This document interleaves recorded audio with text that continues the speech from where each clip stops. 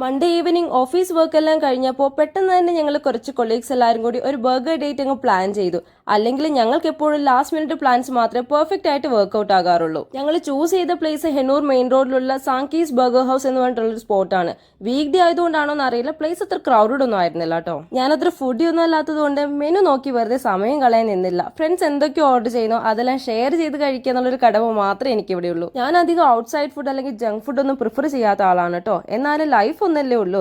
വല്ലപ്പോഴും ഫ്രണ്ട്സിന്റെ ഒക്കെ ഒപ്പം പുതിയ കാര്യങ്ങൾ എക്സ്പ്ലോർ ചെയ്യുന്നതിന്റെ സന്തോഷം വേറെ തന്നെയാണ്. ഓർഡർ ചെയ്തത് നിമിഷ നേരം കൊണ്ട് ഞങ്ങളുടെ ടേബിൾ അങ്ങ് നിറഞ്ഞു. ബർഗറിലും പാസ്തയിലും ഞങ്ങൾ കുറേ വെറൈറ്റീസ് ട്രൈ ചെയ്തു.